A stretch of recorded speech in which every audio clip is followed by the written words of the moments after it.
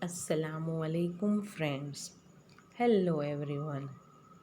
So, in the last sessions, we looked over to the chapter number 1, Introduction to Accounting Standards, and chapter number 2, Framework for Preparation and Presentation of Financial Statements. So, now let's move to the final accounting standards. This is the unit 2 of chapter number 3 of module 1 of paper 1 accounts. Herein you are just covered by the overview of accounting standards. So now first accounting standard is AS1 in your syllabus. Now, the name of the standard is Disclosure of Accounting Policies. We talked in the previous sessions somewhat introductory part about this standard, if you recall it. So, first of all, let's go through this standard, thereafter the content of the module, and then the illustrations, practical illustrations for this standard, right? So, AS1 Disclosure of Accounting Policies. So, what do you mean by accounting policy? First question arises that accounting policies means specific accounting principles and methods for applying those principles in preparation and presentation of financial statements. तो accounting policy का जो definition है वो दो parts में divide होता है. कौन से दो parts? First part is specific accounting principles, मतलब कि एक कोई स्पेसिफिक आइटम पे वो एक प्रिंसिपल है जो अकाउंटिंग करने में मदद रूप होता है. It's one accounting principle, right. And next क्या है? उस प्रिंसिपल का वो मेथड बताता है फिनेंशियल स्टेटमेंट्स में अप्लाई करने के लिए. So first part accounting principle and second part method for applying those principle in the financial statements, right? So वैसे what is our aim? To prepare and present the financial statements, right? And what is our purpose? Financial statements must portray true and fair view. So for that we need to follow accounting policies, right? And what do accounting policies mean? They are specific accounting principles and methods for applying those principles, right? So now they in our text they have given an example. See, first example is inventories, right? Inventories कि inventory एक principal है, एक item है. अभी उनको हमें account करना पड़ेगा, तो हम कैसे अकाउंट करेंगे? तो उनका मेथड उन्होंने बताया हुआ है. FIFO weighted average. FIFO मतलब first in first out. Weighted average तो हुआ पहले आइटम. एक प्रिंसिपल है कि हमें इन्वेंट्री को फिनेंशियल्स में दिखाना होता है, राइट. उनको फिनेंशियल्स में डिस्प्ले करना होता है. तो अभी इन्वेंट्री को वैल्यू कैसे करना है, तो उनके लिए उन्होंने मेथड दिया है कि आप इन्वेंट्री को अपने फिनेंशियल्स में कैसे अप्लाई करवाएंगे, राइट. तो उनने दो मेथड्स है, फर्स्ट इन फर्स्ट आउट, मतलब जो भी स्टॉक आपके पहले आया हुआ है वो पहले आप कंज्यूम कर रहे हैं ऐसा सोच के आप इन्वेंट्री का वैल्यूएशन करेंगे. And weighted average is a fair basis कि आप ऑन एन एवरेज वेट के हिसाब से आप उनका वैल्यूएशन करेंगे, राइट. ये हम थोड़ा आगे नेक्स्ट AS2 में पढ़ेंगे.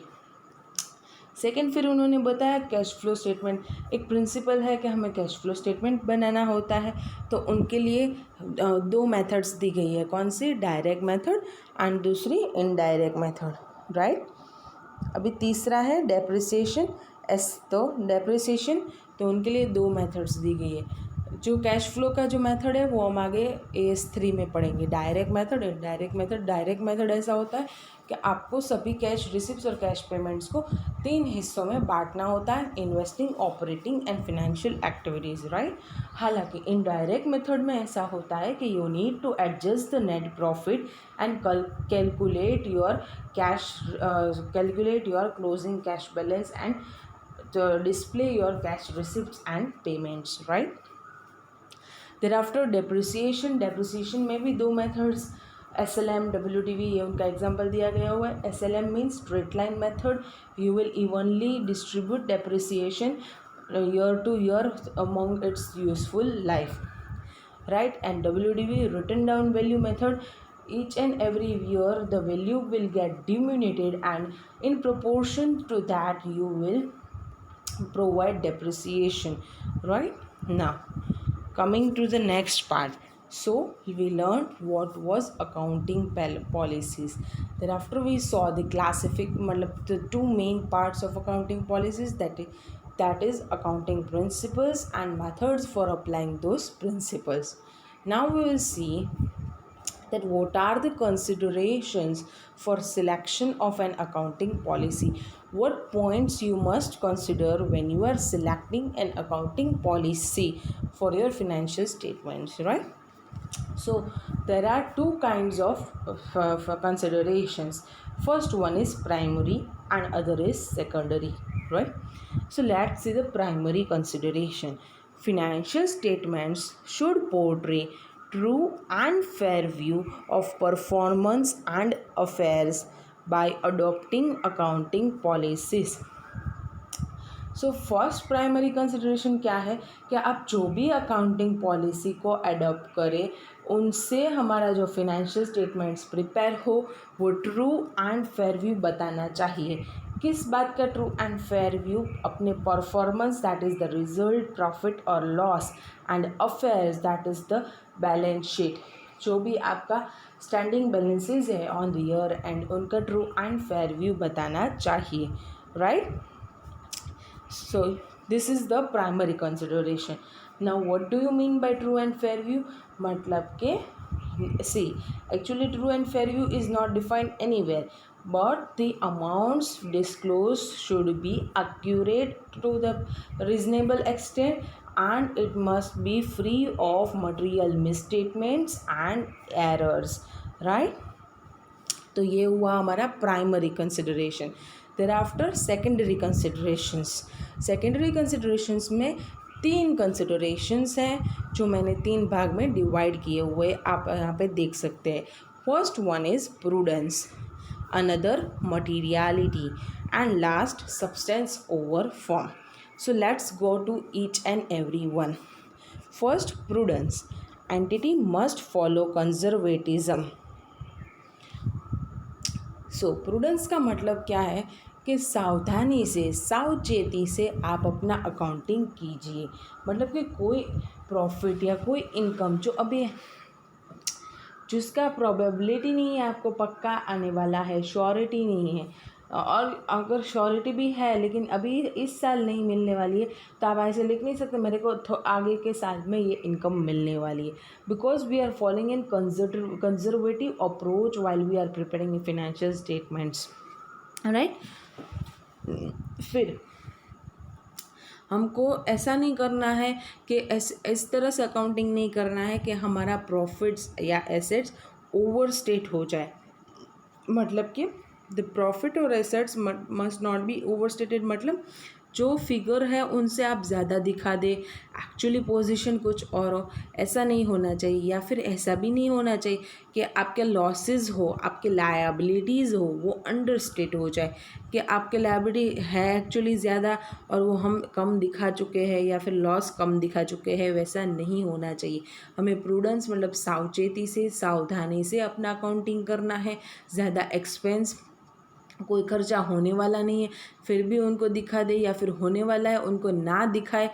तो जो एक्सपेंस होने वाला है आप उनको नहीं दिखाए, ऐसा नहीं करना है। एक्सपेंस तो अगर होने वाला है, लायबिलिटी फिक्स्ड है, तो you need to provide for in this financials. However income में ऐसा हमें नहीं करना है, राइट। देयर आफ्टर उसका एग्जाम्पल ये है कि इन्वेंट्री वैल्यूएशन, ये आप AS2 में पढ़ेंगे। इन्वेंट्री का वैल्यूएशन किस हिसाब से हम करते हैं, तो उनका प्रिंसिपल ये है कि लोअर ऑफ कॉस्ट और NRV। तो कॉस्ट है या उनका नेट रियलाइजेबल वैल्यू है, उसमें से दोनों में से जो भी लोअर होगा वो अपने को उस वैल्यू को अपने को वैल्यू उस वैल्यू से हमारा इन्वेंटरी का वैल्यूएशन करना होगा, राइट। तो यहाँ पे हम क्या करते हैं कि अगर उनका नेट रियलाइजेबल वैल्यू गिर जाता है कॉस्ट से, तो हम उसी वक्त आइडेंटिफाई करके जो लॉस है, प्रोबेबल लॉस, उनको रिकग्नाइज कर लेते हैं प्रॉफिट एंड लॉस में, क्योंकि हम सावधान रहते हैं, सावधान रहते हैं कि ऐसा कोई लॉस हमें होने वाला है, हमारी इन्वेंट्री कॉस्ट से भी गिर चुकी है तो हमें इतना रियलाइज होने वाला नहीं है, तो हम उतना प्रोबेबल लॉस आइडेंटिफाई करके रिकग्नाइज कर लेते हैं हमारे प्रॉफिट एंड लॉस में, right. So this is prudence. Now moving forward to materiality. Financial statements must disclose all the material items. If you remember in the previous chapters, we learned that accounting standards talks about the material financial items, wherein I gave you the meaning of materiality, right. Materiality is nothing to say from amount basis or any case basis, but actually it is to be decided on case to case basis, and it is a pure judgment, right. Now what does materiality mean? Materiality means that an item is materiality means that if there is any error or misstatement, then there will be that will affect the decision of user, economic decisions of users, right. Now, so here it is said that an item is considered to be material if its omission or misstatement is likely to affect the economic decisions of users, right. अगर कोई एक item है, आप उनको नहीं दिखाएंगे, omit कर जाएंगे उनको दिखाने में, या फिर उसमें कोई गलती कर देंगे, तो उससे यूज़र्स का डिसीजन पे इफ़ेक्ट आएगा। वो जो इकोनॉमिक डिसीजन लेने चाहता है उसमें कोई बदलाव आ जाएगा और चेंज हो जाएगा वो decision, then it will be considered to be material, right. तो हम तो पूरे फाइनेंशियल स्टेटमेंट्स में कौन सी बातें को डिस्क्लोज करवाएंगे? मटेरियल आइटम्स पे, right. Thereafter, substance over form. Accounting should be done in accordance with substance and financial reality, not merely legal form. यहाँ पे जो है थोड़ा कट हो गया, वो है reality, right.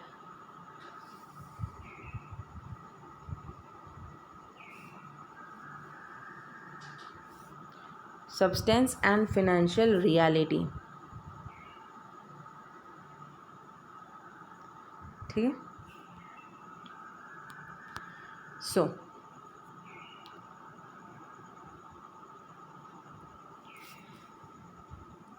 Substance over form. Accounting आपको कैसे करना है? सब्सटेंस को ध्यान में रख के, सही चीज़ क्या है, हकीकत क्या है, उनको ध्यान में रख के आपको अकाउंटिंग करना है। जो भी फिनेंशियल रियलिटी है उसके हिसाब से आपको अकाउंटिंग करना है, लीगलिटी देख के या फिर लीगल फॉर्म देख के नहीं करना है। उसका बेस्ट एग्जाम्पल है हायर परचेज। अगर हायर परचेज का चैप्टर आप आगे पढ़ेंगे तब आपको पता चलेगा कि उसमें इंस्टॉलमेंट्स में आप अमाउंट पे कर रहे हैं, एक्चुअल परचेज हुआ है, बट लेकिन आपको एसेट तभी मिलता है जब एसेट का ओनरशिप तभी मिलता है जब आप सभी इंस्टॉलमेंट्स पे कर दे। तो एक्चुअल में तो ये परचेज ऑन हायर बेसिस पे आपको मिल चुका है, राइट। तो उनका नाम बोला गया है हायर परचेज। अब यहाँ पे हर साल हम इंस्टॉलमेंट्स पे करते हैं और एट दी एंड हमें ओनरशिप मिलता है, लेकिन हम पहले से ही एसेट को रिकॉर्ड कर देते हैं। तो हम सब्सटेंस को देखते हैं कि हमें एसेट तो मिल चुका है, सिर्फ ओनरशिप नहीं मिली है, तो वो हम रिकॉर्ड कर लेते हैं।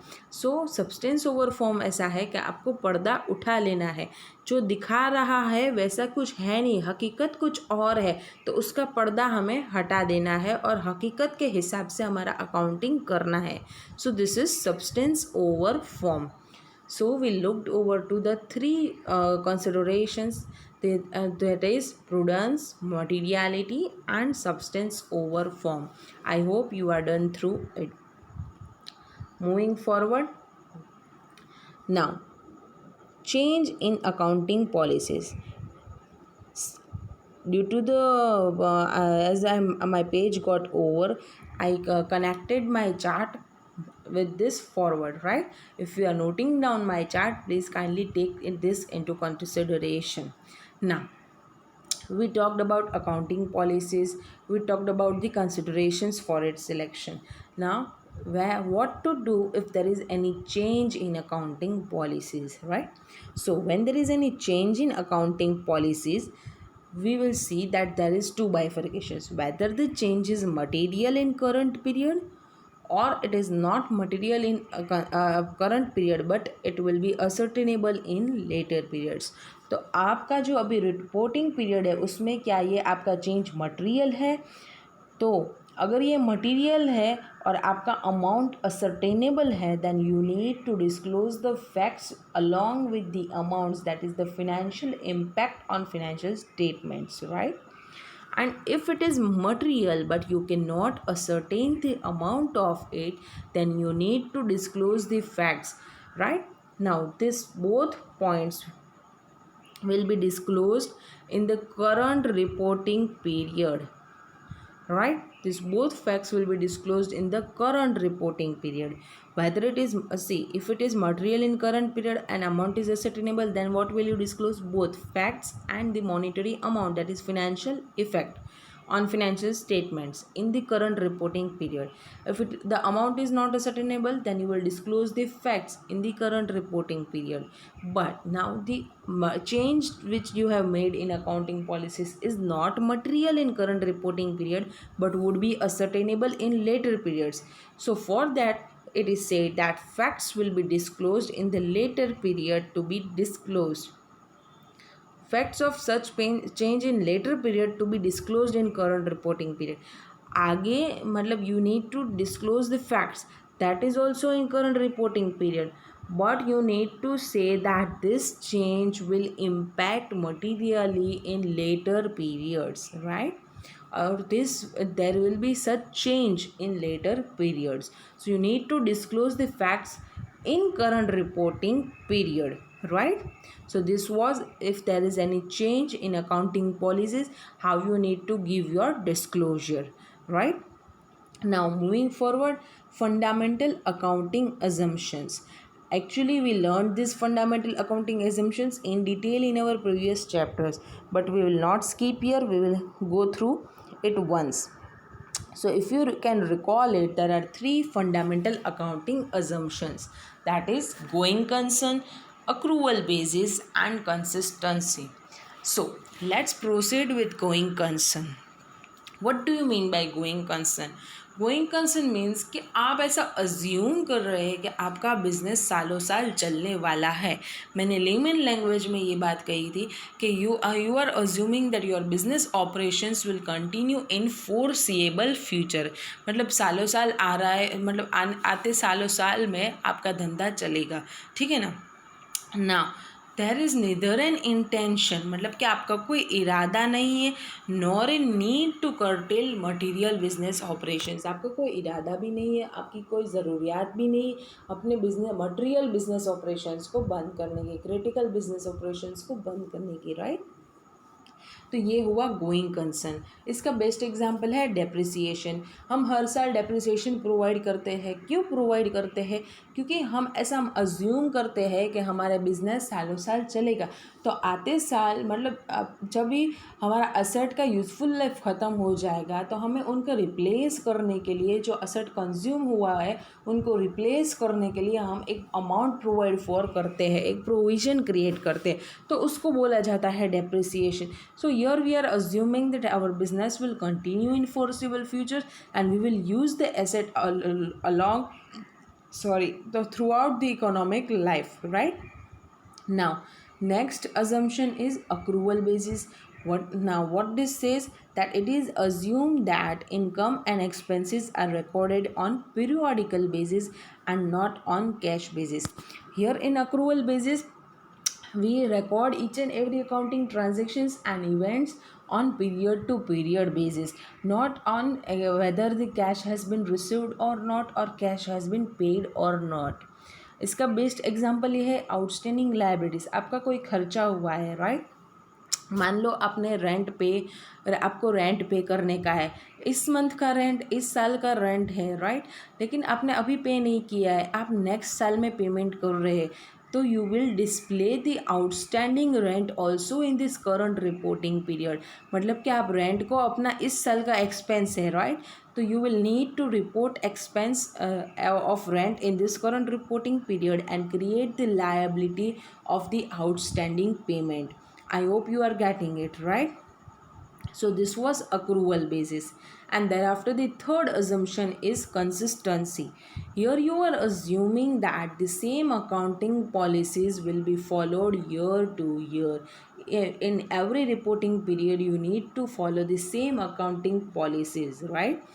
For this an example again is depreciation. अगर आपने एक डिसाइड कर लिया कि आप डेप्रिसिएशन WDV मेथड से फॉलो करेंगे, तो अगर आपने इस साल डेप्रिसिएशन WDV से प्रोवाइड कर रहा है, तो you will need to follow the same method in upcoming years, right. If there is any change, तो हम वो यहाँ पे हमने बोला था कि चेंज आ सकता है, वहाँ पे आपको डिस्क्लोज करना है, लेकिन कंसिस्टेंसी दे रखने की। आज SLM किया, कल WDV, फिर मतलब आज हमने इस साल हमने WDV से कर लिया, नेक्स्ट साल हमें ऐसा सोचा नहीं WDV नहीं, चलो चलो SLM करते हैं, फिर उससे नेक्स्ट साल कोई और मेथड, फिर उसके नेक्स्ट साल चल वापस WDV ठीक था। ऐसे हम नहीं कर सकते। You need to follow consistency, you need to follow the same accounting policy every year, right? Now what if these fundamental assumptions are followed? So मैंने आपको पहले ही बताया था, अगर आप इन फंडामेंटल अकाउंटिंग assumptions को फॉलो कर रहे हैं, then you need not give to disclosure, because users of financial statements believe that you have prepared your financial statements in accordance with this fundamental accounting assumptions. लेकिन हाँ, if you are deviating any of the fundamental assumptions, आपका कोई deviation है अपने financial statements में, आपने इन तीन में से किसी भी या फिर सभी को आपने फॉलो नहीं किया है, तो you need to give a separate disclosure about it. मानो कि गोइंग कंसर्न आपका फॉलो नहीं हो रहा है, आते साल आपका बिजनेस ख़त्म हो जाएगा, तो you need to give this disclosure that we are not going to continue our business operations in the future, and therefore we are not following going concern assumption, and we are disclosing our assets and liabilities at their realizable value, right? इसका भी example हमने last previous chapters में देखा था, if you remember it. सो ये हुआ हमारा fundamental assumptions. ये हुआ पूरा AS1 का आपका ब्रीफ एक्सप्लेनेशन, मतलब पूरा आपका समझ एक्सप्लेनेशन आएगा, इंटरप्रिटेशन भी आ गया, सभी पॉइंट्स कवर भी हो चुके हैं। ये हुआ पूरा आपका चार्ट। अगर आप चाहें तो उसको नोट डाउन कर सकते हैं, it would be very helpful to you in your further revision, right. आपको रिविजन करने में बहुत काम आएगा ये चार्ट।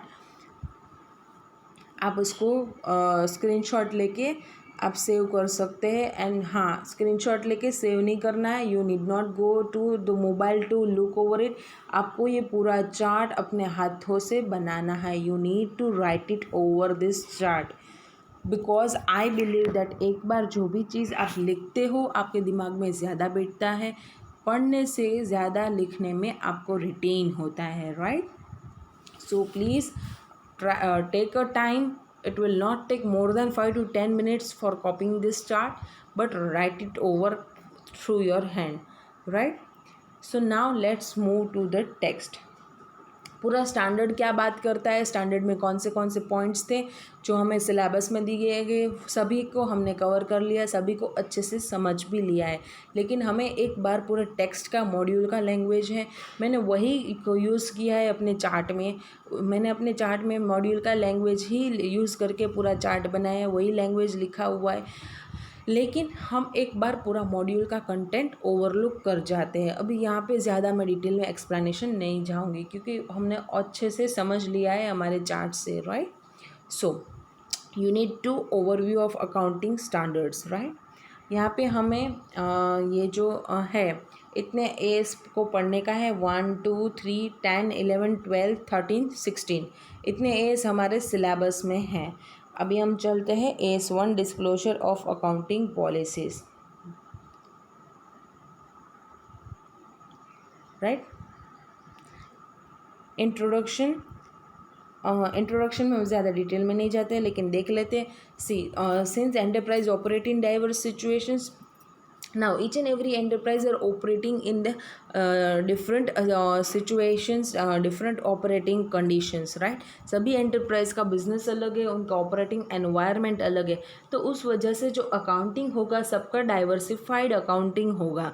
तो ऐसे अकाउंटिंग स्टैंडर्ड्स क्या करता है कि इस डाइवर्सिटी को यूनिफॉर्मिटी में कन्वर्ट करवा रहा है। तो accounting standard therefore permit more than one policy even in areas covered by it. हर एक एरियाज़ के लिए वो एक से ज़्यादा भी पॉलिसी दे रहे हैं, क्योंकि एंटरप्राइजेस का ऑपरेटिंग एनवायरनमेंट सेम नहीं है, तो वो अपने हिसाब से कोई भी अकाउंटिंग मेथड, पॉलिसी का जो मेथड है वो चूज़ कर सकते हैं। हमने पढ़ा ना अकाउंटिंग पॉलिसीज़ में दो, that method accounting principles and method for applying this principles. तो जो मेथड है वहाँ पे कई जगह पे अकाउंटिंग स्टैंडर्ड ने ऑप्शंस दिए हुए हैं कि वो अपने ऑपरेटिंग एनवायरनमेंट का जो भी शूट हो रहा है वैसा वो सिलेक्ट कर ले, राइट। ना differences in accounting policies leads to differences in reported information even if underlying transactions are same। अगर accounting policies different होगी तो जो information हमने report किया है वो different होगा, right। भले ही वो ट्रांजेक्शन सेम हो, दोनों भी एंटरप्राइजेस के ट्रांजेक्शन ही सेम ही हुए हैं, लेकिन जो अकाउंटिंग पॉलिसी हमने फॉलो की है वो डिफरेंट है, तो उस हिसाब से हमारा डिस्क्लोजर चेंज हो जाएगा और हमने जो रिपोर्ट किया हुआ है वो भी चेंज हो जाएगा, right. Now moving forward, for all these reasons, Accounting Standard 1 requires enterprises to disclose significant accounting policies actually adopted by them in preparation। So इसी वजह से AS1 ने बोला है कि आप जो भी अकाउंटिंग पॉलिसीज़ को फॉलो करें उनका डिस्क्लोजर बताए कि हमने ये अकाउंटिंग पॉलिसी फॉलो की हुई है, right. Now, the purpose of AS1 is to promote better understanding of financial statements by requiring disclosure in an orderly manner। So, AS1 का पर्पस ही यही है कि यूज़र्स को समझ आए अपने अपने फिनेंशियल स्टेटमेंट्स को कैसे प्रिपेयर किया है और इस हिसाब से वो आपके फिनेंशियल स्टेटमेंट्स को इंटरप्रीट कर पाए, right. Now disclosures facilitates more meaningful comparison. अगर आपने डिस्क्लोज किया है कि हमने ये मेथड फॉलो की है और आपके ही कंपेरेबल इंडस्ट्री में कंपेरेबल एंटिटी ने कोई और मेथड फॉलो की है, तो there can your financial statements would be comparable के हाँ दोनों में डिफरेंस इसलिए आ रहा है because they have follow different accounting policies. So standard also requires disclosure of change in accounting policies so that users can compare financial statements from period to period। अभी entity तो सेम है लेकिन हर साल मतलब कई साल बाद आप ऐसा सोच रहे हैं कि हमें हमारा पॉलिसी चेंज करना है, तो you can do it, but you need to disclose के इतने सालों से हमने ये पॉलिसी फॉलो किया था, अभी हम उसमें चेंज ला रहे हैं, उसका रीज़न ये है और इसका फिनेंशियल इफ़ेक्ट ये है, तो यूज़र्स को समझ आएगा और वो आसानी से आपके फिनेंशियल स्टेटमेंट्स को प्रीवियस ईयर के साथ कंपेयर कर पाएंगे, right. Now fundamental accounting assumptions, वही तीन, going concern, consistency, accrual. You can say if followed not required to be disclosed, but if not followed disclosure is required। Going concern, enterprise will continue the operations in foreseeable future and neither there is an intention nor a need to materially curtail your business operations। You can look over कि मैंने अपने chart में वही language को use किया है ताकि आपको एग्ज़ाम में भी प्रॉब्लम ना आए। Now further, financial statements prepared on going concern basis recognize among other things a need to sufficient retention of profit to replace assets consumed in operations and for making adequate provision for settlements of its liabilities। अभी हम profit को retain करते हैं यानी कि reserves create करते हैं अपने बिजनेस में, वो भी यही कहता है कि हम हमारे बिजनेस ऑपरेशंस को कंटिन्यू करेंगे फ्यूचर ईयर्स में। दूसरा एग्जांपल कि हम हमारे लायबिलिटीज़ को सेटल करने के लिए प्रोविज़न क्रिएट करते हैं, तो ये भी यही अज्यूम करने के ये भी यही बता रहा है कि हम ऐसा सोच रहे हैं, मान रहे हैं कि हमारा बिजनेस फ्यूचर में कंटिन्यू रहेगा, right. Now consistency, what do you mean by consistency? That it is the practice of using the same accounting policies for similar transactions in all accounting periods। हम वही अकाउंटिंग पॉलिसी को सालों साल follow करेंगे. So it will improve comparability. Now when can you change accounting policy? You can change accounting policy when there is any requirement of statute. कोई law mandate करवा रहा है आपको अपने पॉलिसी को चेंज करने के लिए, या फिर अकाउंटिंग स्टैंडर्ड में कोई चेंज आया और इस हिसाब से आपको चेंज लाना पड़ रहा है अपने पॉलिसी में, तो उसकी वजह से, या फिर for more appropriate presentation of financial statement. If you want to portray a better, if you feel that while changing the policy followed by you, your financial statements would be prepared appropriately and would disclose a true and fair view of your financial statements. It would give a better presentation of financial statements. Then you can change your accounting policy, right? So this also we had learned in our previous chapters. There are 3 reasons to change your policy. That is requirement of statute, requirement of accounting standards, and for more appropriate better presentation. Right? Now, accrual basis.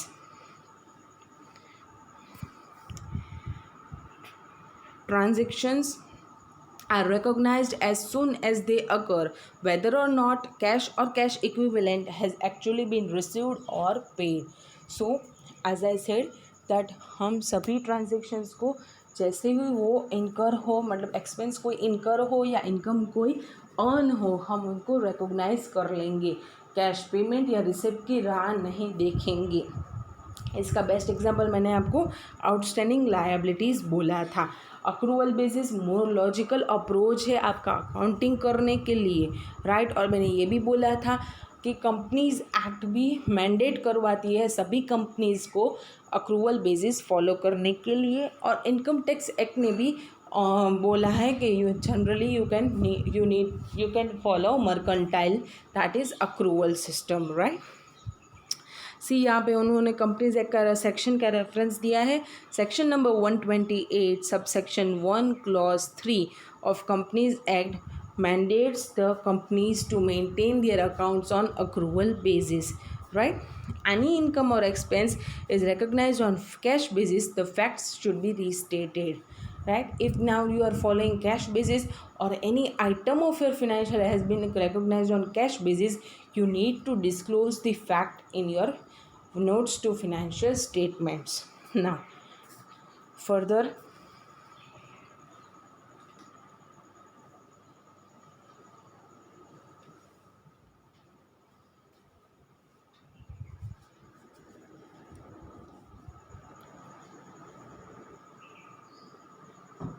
sorry for interruption cost. Now further moving forward to accounting policies. This was a backup given to you. Now accounting policies, the main part of our standard, the core of our standard. Accounting policies refers to specific accounting principles and methods of applying those principles adopted by enterprise in preparation and presentation of financial statements.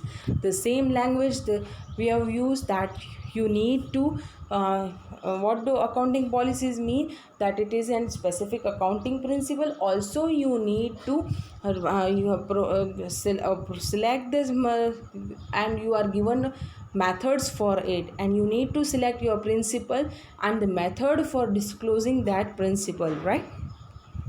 So this is what accounting policies mean. Now accountant has to make decisions from various options. You are given options of your accounting policies to be followed, so you need to accountant need to choose a better option in accordance with their operating environment. Further, the same example which we discussed earlier, items, inventories, cash flow, depreciation, and the different methods given to account them. Now this list is not exhaustive, right, but it is endless. यहाँ पे तो हमने सिर्फ कई example दिए हुए आपको समझाने के लिए, लेकिन इतना नहीं कि सिर्फ इतने 3 ही ऐसे हैं कि जहाँ पे पॉलिसीज़ का डिफरेंट मेथड्स दिया हुआ है, right. Now this method of forming and applying accounting principles is known as accounting policies. जो मेथड है हमें प्रिंसिपल को अडॉप्ट करने के लिए, उनको अकाउंट फॉर करने के लिए, उसी को बोला जाता है अकाउंटिंग पॉलिसीज़. फिर selection of accounting policies, primary consideration, first paragraph में दिया हुआ है कि FS are prepared to portray true and fair view of performance and affairs. हमें ट्रू एंड फेयर व्यू ऐसा पॉलिसी सिलेक्ट करना है कि उससे हमारे financials true and fair view portray करे, राइट। एंड सेकेंडरी कंसिडरेशंस 3 थे। First, prudence, that profits are not anticipated but losses are provided for as a matter of conservatism. हम conservative approach को फॉलो कर रहे हैं, उस हिसाब से हम प्रॉफिट्स जो एंटिसिपेटेड है उनको रिकग्नाइज नहीं करेंगे, लेकिन जो लॉसेज एंटिसिपेटेड है उनको रिकग्नाइज करेंगे और उनको प्रोवाइड फॉर करेंगे, राइट। नाउ हमें ये भी ध्यान रखना है कि हमारे प्रॉफिट्स ओवरस्टेट ना हो जाए, एसेट्स ओवरस्टेट ना हो जाए, लॉसेस अंडरस्टेट ना हो जाए और लायबिलिटीज़ भी अंडरस्टेट ना हो जाए। So this was what prudence talks. Now further they have given an example for this prudence. Let's see it.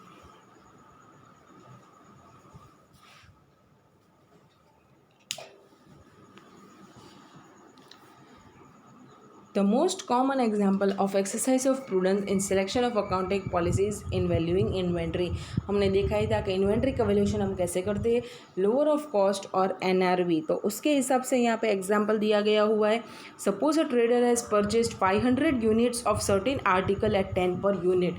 तो हमारा कॉस्ट क्या हुआ, 500 units into 10 rupees, right. Now he sold 400 articles at 15 per unit. तो हमारा sales कितना हुआ है sir, 400 articles, 100 हमारे स्टॉक में पड़ा हुआ है, right.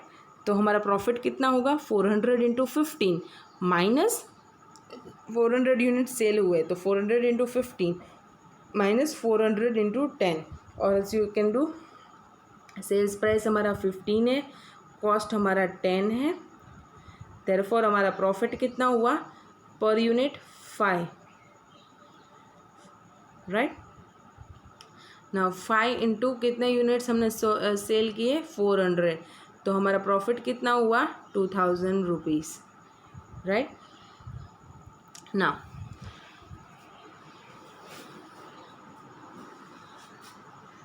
Further, if the net realizable value per unit of unsold article is 15, जो अनसोल्ड रहे हैं, मतलब कितने अनसोल्ड थे, 100 यूनिट्स सेल नहीं हुए इस साल, राइट। तो उनका नेट रियलाइजेबल वैल्यू क्या है, राइट, 15 रुपीज़, राइट। एंड हमने स्टॉक को वैल्यू किस हिसाब से किया है, 10 per unit, that is cost, ignoring the profit. See यहाँ पे कॉस्ट कितना था, कॉस्ट हमारा 10 था, राइट, और NRV कितना है, 15 बोला गया है, राइट, इस यूनिट्स के। हाँ, तो ये जो हुआ कि NRV ज़्यादा है, हमें वैल्यूएशन कैसे करना है, विच एवर इज़ लोअर। तो हम किस अमाउंट से हमारे इन्वेंट्री को वैल्यू करेंगे, 10 रुपीज़, दैट इज़ हमारा इन्वेंट्री होगा 100 इंटू 10, दैट इज़ 1000 रुपीज़। ये जो प्रोबेबल गेन हमें होगा 5 रुपये का, फ्यूचर में अगर 15 रुपये पे हमने हमारे यूनिट्स को बेचे तो हमें 5 रुपये का गेन होगा, हम उसको हमारे अकाउंट में अकाउंट फॉर नहीं करेंगे, right. So this is what prudence means, right. Now if now they have given an example कि अगर NRV कम है, सी if NRV of unsold articles is ₹8, मतलब कि हमारा NRV कितना है, 8 है, और कॉस्ट कितना है, 10 है, मतलब हमारा जो इन्वेंट्री है वो कॉस्ट से भी गिर चुका है, मतलब कि हमें हमारा कॉस्ट भी रिकवर नहीं होगा, प्रॉफिट तो नहीं होगा लेकिन कॉस्ट भी रिकवर नहीं होगा। तो विच एवर इज़ लोअर के हिसाब से हम NRV पे वैल्यू करेंगे, तो हमारा इन्वेंट्री कितने पे वैल्यू होगा, 100 इंटू 8, दैट इज़ 800। हमें 200 रुपये का लॉस हुआ है, 10 माइनस 8 इंटू 100, राइट। तो ये जो 200 रुपये का लॉस हुआ वो हम अब रिकग्नाइज कर लेंगे अपने प्रॉफिट एंड लॉस में, उनको आइडेंटिफाई करेंगे। तो वाई, बिकॉज के प्रूडेंस बोलता है कि हमें लॉसेस को रिकग्नाइज कर लेना चाहिए, एंटिसिपेटेड लॉसेस है उनको आइडेंटिफाई करके रिकग्नाइज करना चाहिए, लेकिन एंटिसिपेटेड इनकम्स को हम ध्यान में नहीं रखेंगे, because we are following a conservative approach, right. Now further example 2, Exercise of prudence does not permit creation of hidden reserves by understating profit and assets or by overstating liabilities or losses. Suppose a company is facing a damaged shoot. No provision for damages should be recognized by charging against profit unless probability of losing shoot is more than probability of not losing it. सी उन्होंने क्या बोला कि prudence मतलब ऐसा नहीं कि आप ऐसे अपने रिजर्व्स क्रिएट करते जाओ और ऐसे ही अपने प्रॉफिट्स को कम दिखाओ या फिर अपने लॉसेस को ज़्यादा दिखाओ या अपनी लायबिलिटीज़ को ज़्यादा दिखाओ खाओ और अपने एसेट्स को कम दिखाओ। ये ऐसा नहीं बोलता है। प्रूडेंस ऐसा है कि आप अपनी हद तक मतलब कि जो भी खर्चा होने वाला है, श्योरिटी है आपको ऐसा खर्चा होने वाला है, तभी आप उसको रिकॉग्नाइज फॉर करें।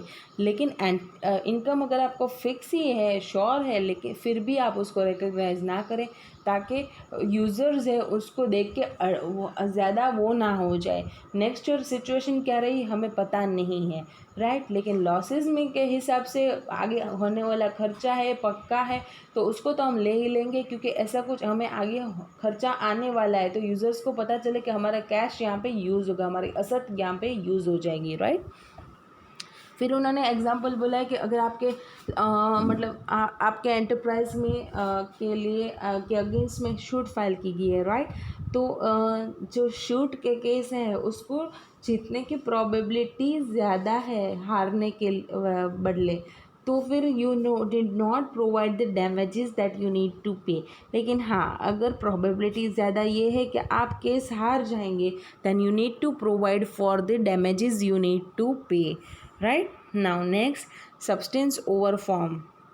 Transactions and other events should be accounted for and presented in accordance with their substance and financial reality and not merely by legal form. असल हकीकत क्या है, फिनेंशियल रियलिटी क्या है, उस हिसाब से आप अपना अकाउंटिंग करें, लीगलिटी को ना देखें, पर्दा हटा ले, असलियत को सामने लाए, राइट। यही है सब्सटेंस ओवर फॉर्म।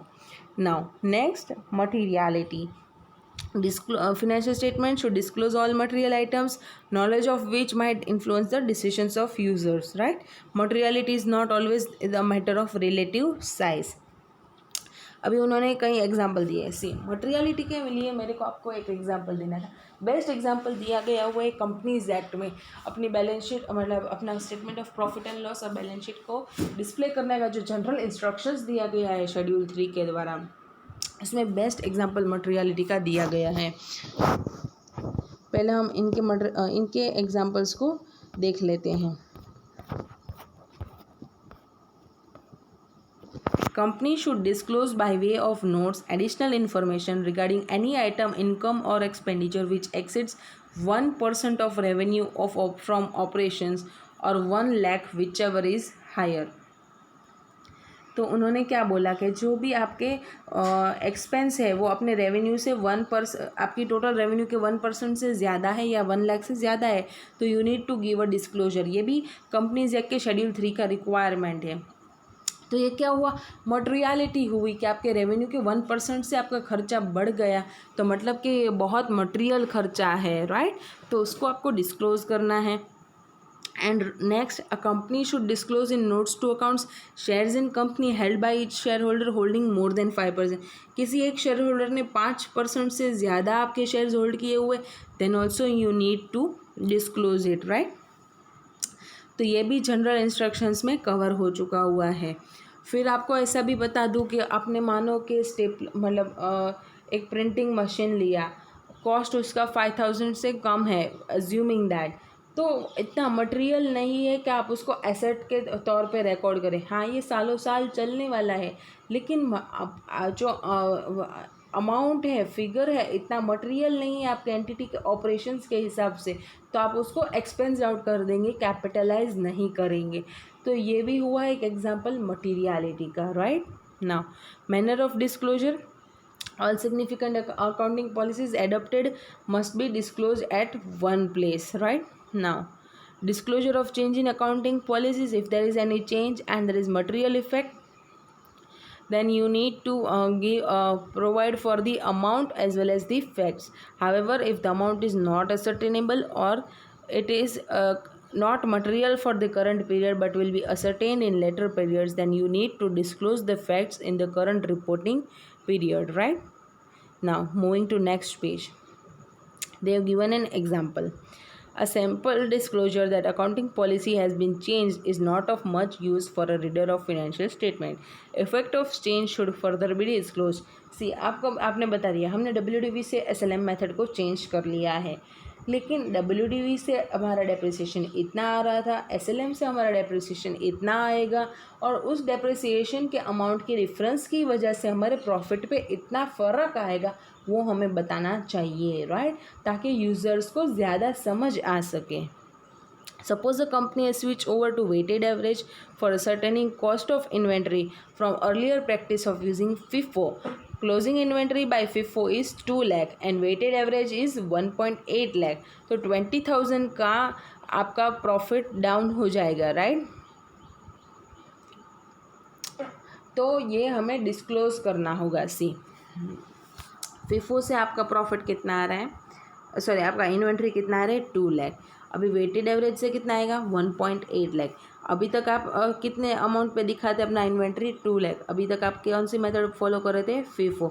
अभी आप चेंज करके जा रहे हैं वेटेड एवरेज से, राइट, वैम से. तो वहाँ पे आप कितने पे इन्वेंट्री रिकॉर्ड करेंगे, 1.8 लाख. यहाँ पे आपका जो प्रॉफिट का फिगर है वो 20,000 से प्लस आएगा, राइट, और यहाँ पे आपका जो प्रॉफिट का फिगर है वो 20,000 से लेस आएगा.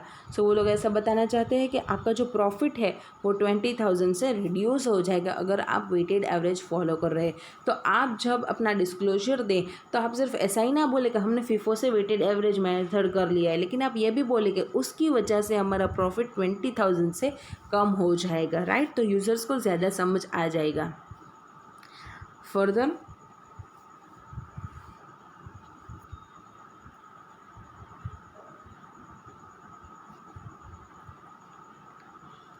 a change in accounting policy is to be disclosed if change is reasonably expected to have material effect in future accounting periods, even if change has no material effect in current accounting period.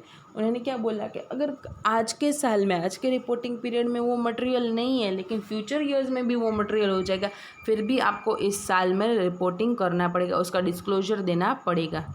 Now disclosure deviations from fundamental accounting assumptions. अगर आपने fundamental accounting assumptions को follow नहीं किया हुआ है तो आपको fact disclose करना पड़ेगा. सी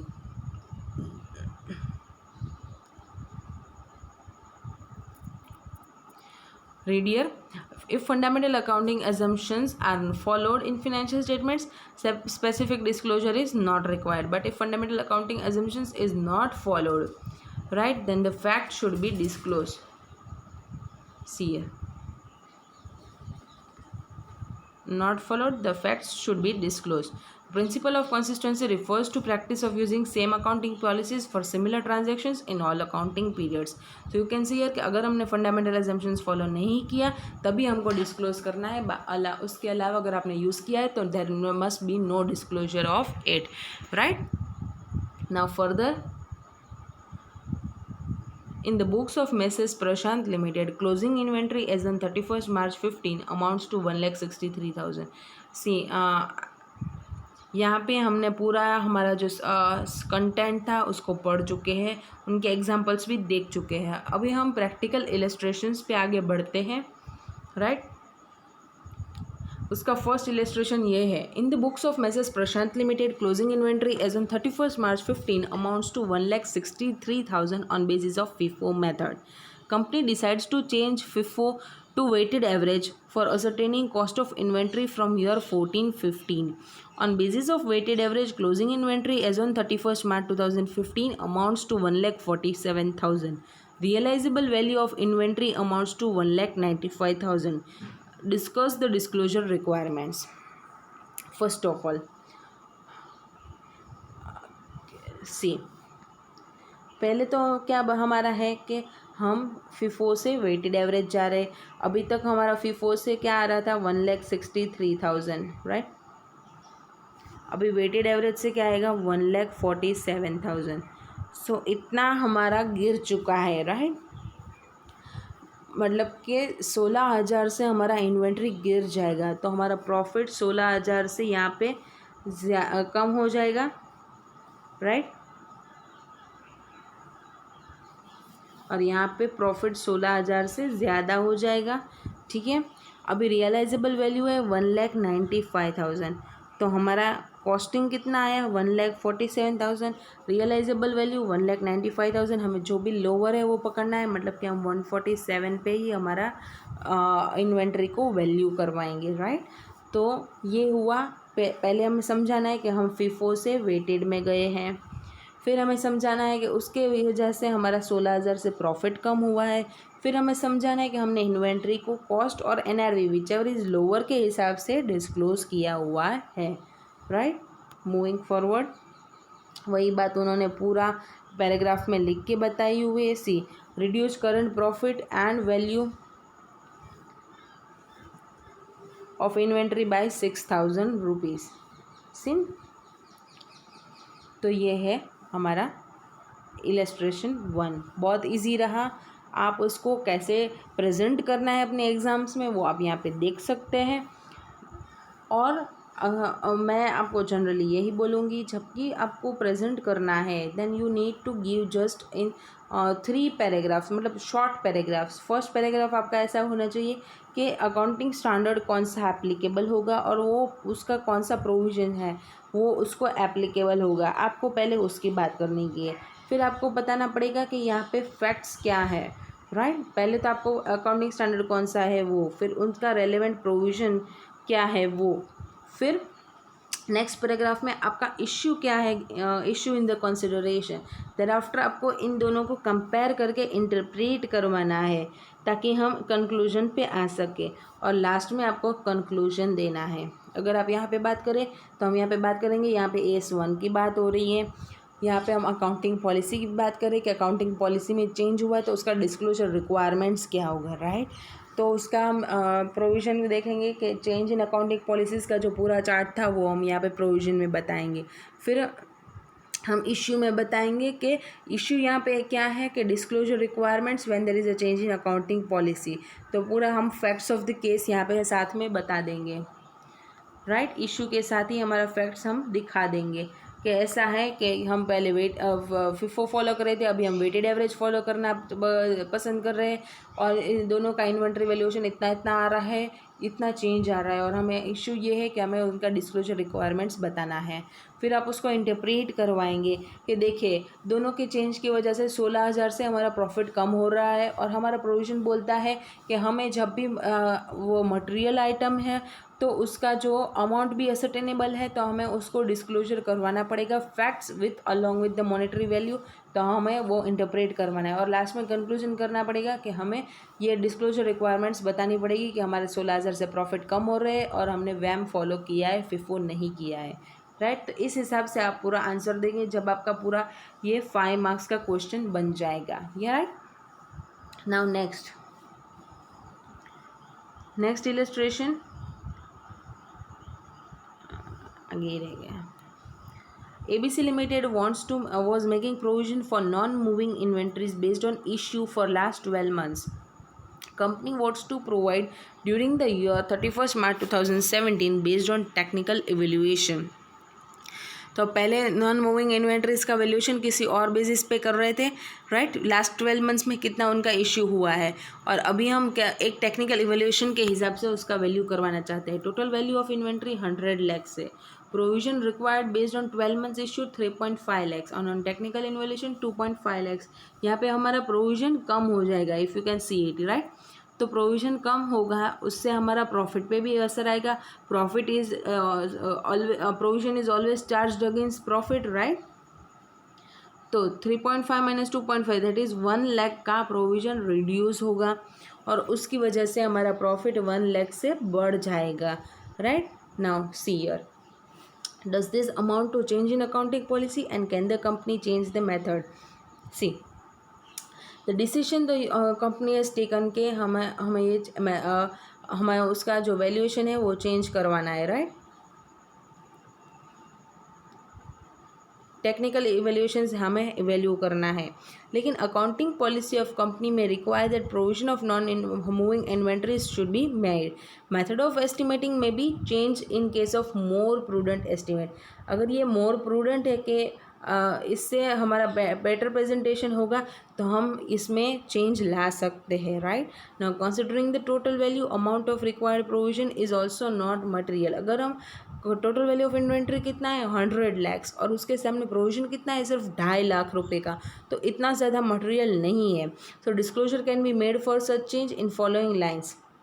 Company has provided for non-moving inventories on basis of technical evaluation. Unlike preceding years, had the same method been followed, profit would have been lower by 1 lakh rupees, right? तो ये हुआ कि इस साल हमारा profit बढ़ चुका है बिकॉज हमने टेक्निकल इवोल्यूशन से फॉलो किया है, और अगर हम लास्ट ईयर की मेथड यूज़ करते तो हमारा इतना प्रॉफिट कम होता, राइट। इस तरह से हमें अपना डिस्क्लोजर पूरा दे देना है।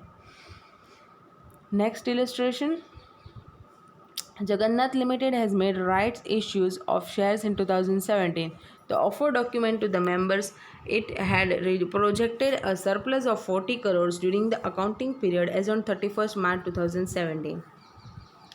Draft results for the year prepared on herewith thereto, followed accounting principles and presented for perusal on board showed a deficit of 10 crores. हमने सरप्लस प्रोजेक्ट किया हुआ है 40 crore, right, and draft result बता रहे हैं हमारा डेफिसिट 10 करोड़ का। Value year end inventory at works cost 50 crore instead of year to method of evaluation of inventory at prime cost 30 crore. तो यहाँ पे चेंज आया हुआ है, right. Provide depreciation for the year on straight line basis on account of substantial additions in gross block instead on reducing balance. As a consequence, depreciation of 27 crore is lower than the amount of 45 crores which would have been provided had the old method been followed. तो depreciation में ज़्यादा धरकम फेरफार हुआ है, last साल के हिसाब से होता तो 45 करोड़ होता, अभी सिर्फ 27 करोड़ आ रहा है, right. Not to provide for after sales expenses during the warranty period till the last year, provision at 2% of sales used to be made under the concept. सो अभी हमें आफ्टर सेल्स एक्सपेंस को प्रोवाइड फॉर नहीं करना है, पहले हम 2% का provision करते थे, एंड एक्चुअल एक्सपेंस अभी सिर्फ एक्चुअल जो खर्चा आएगा उसी को चार्ज करेंगे, राइट। तो उसके हिसाब से भी चेंज आ रहा है। Board now decided to account for expenses as and when actually incurred sales during year is 600 crore.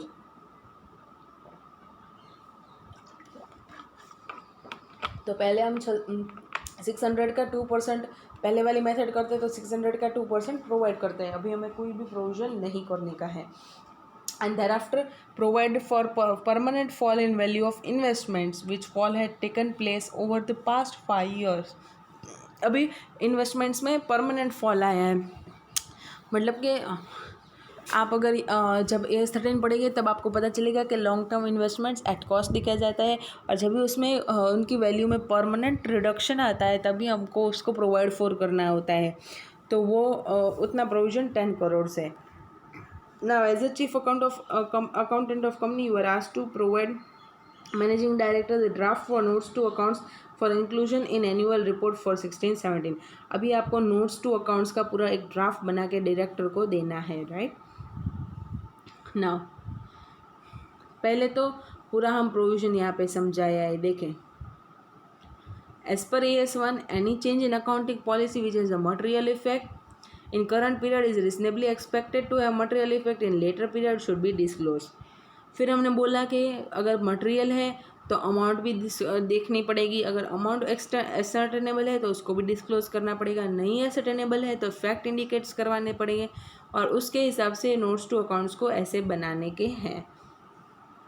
C during the year inventory has been valued at factory cost against the practice of using prime cost. पहले हम prime cost पे inventory value करवाते थे, अभी हम factory cost पे inventory को value करवा रहे हैं। अभी 50 करोड़ से हमारा इन्वेंट्री आएगा, पहले 30 करोड़ से आता था, राइट। अगेन अभी 50, पहले 30, तो उसकी वजह से हमारा प्रॉफिट कितना होगा 20 करोड़ से ज़्यादा हो जाएगा, राइट। तो seer against the practice of valuing prime cost, this has been done to take cognizance of more capital intensive methods on production on account of heavy capital expenditure. As a result of this change, year end inventory has been valued at 50 and profit has been increased by 20 crores. Look, समझ में आ गया ना। Next, हमारा production method में change आया और उसके वजह से हमने डेप्रिसिएशन में भी चेंज लाया है। तो पहले डेप्रिसिएशन कौन से मेथड पे था, WDV मेथड पे, और अभी SLM मेथड से हम करेंगे, राइट। तो पहले कितना आ रहा था 45 करोड़, अभी कितना आएगा 27 crore, right.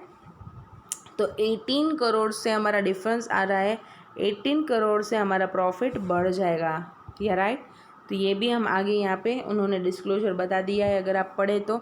C, in view of a heavy capital intensive method, company has decided to change the method from reducing to straight line, and as the result of which the profits have been increased by 18 crores.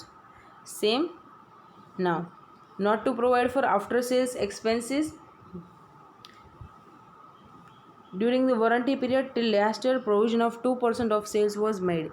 अगर last year के हिसाब से हम provision करते तो 2% का provision करते तो वारंटी का प्रोविज़न यहाँ पे बन जाता 600 का 2% 120, और अभी कोई भी प्रोविज़न नहीं है। जब खर्च आएगा तब हम रिकॉग्नाइज करेंगे। तो हमारा प्रॉफिट कितने से बढ़ गया, 120 से बढ़ गया, right.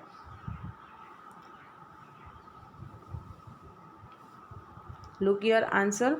So far company has been providing 2%. Now with improved method, their probability of defects have been reduced, and therefore they want to account for when the actual expenses gets incurred, and for that their profit will be increased by 12 crores, right. Last adjustment, provide for permanent fall in value of investments, provision being 10 crores. अभी तक हम कोई भी provision नहीं कर रहे थे, अभी हम प्रोविज़न करेंगे, राइट। तो पहले तो कोई भी इन्वेस्टमेंट में फॉल नहीं था ओवर लास्ट 5 ईयर्स, अभी फॉल आ रहा है। तो अभी तक प्रोविज़न 0 था, अभी 10 होगा तो हमारा प्रॉफिट 10 से कम हो जाएगा। आप अगर इस तरह से अपना समझ करेंगे, जब भी आपकी कोई एडजस्टमेंट्स दी गई हो तो आपको बेहतरीन समझ आएगा और आप आंसर अच्छे से दे पाएंगे, right. See, your company has decided and therefore the profits there is been reduction in profit by 10 crores. ठीक है, I hope you are clear with it, right. Next illustration, XYZ company is engaged in business of financial services and is undergoing threat with tight liquidity position. Since most of assets are blocked in various claims and petitions, XYZ has accepted intercorporate deposits as it is making the best efforts to settle the dues. These were claims at a varied rate of interest from lenders from due date of ICDs to the date of repayment. Company has provided interest as per terms of contracts with due date and a note for non-provision of interest. On account of uncertainties existing regarding the determination of amount and in absence of any specific legal obligation at present as per the terms of contract, the company considers that these claims are in nature of claims against the company, not acknowledged as debt, and the same has been disclosed by way of notes. Instead of making the provision in profit and loss, state whether the treatment done is correct or not, right. तो उन्होंने claims not acknowledges date से खड़ा रखा है, provision create नहीं किया है। तो क्या ये सही है या नहीं। सी, पहले तो हमारा AS1 है, वो बात करता है कि हमें प्रूडेंस से हमारे अकाउंटिंग पॉलिसीज़ को रिकग्नाइज करना पड़ेगा, राइट।